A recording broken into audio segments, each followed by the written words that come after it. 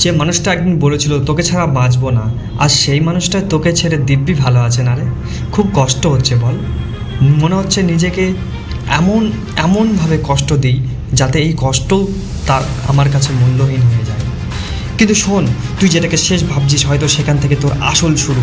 রাত জেগে ফোনের দিকে তাকিয়ে থাকা, পুরনো চ্যাট বারবার পড়া, স্টোরি দেখে মন খারাপ করা, এগুলো প্রেম না রে ভাই। এগুলো হলো নিজের মনকে ধীরে ধীরে দুর্বল করে দেওয়া। যে চলে যেতে চেয়েছে তাকে ধরে রাখার জন্য নিজের সম্মান কেন নষ্ট করছিস বে? কারণ সত্যি বলতে কেউ যদি তোর মূল্য না বোঝে না, তাহলে সেটা তোর ব্যর্থতা না, সেটা তার অক্ষমতা।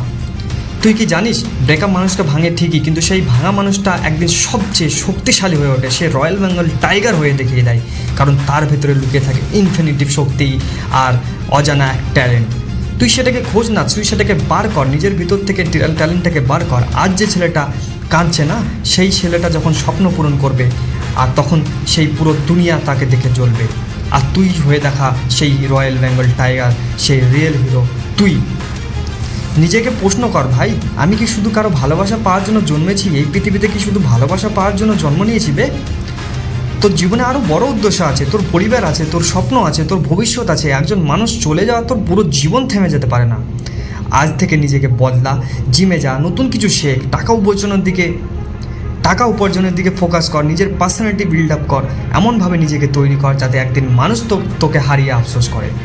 মনে রাখ ভাই, ভালোবাসা কখনো দুর্বল বানায় না, ভুল মানুষকে ভালোবাসাই তোকে দুর্বল বানায়।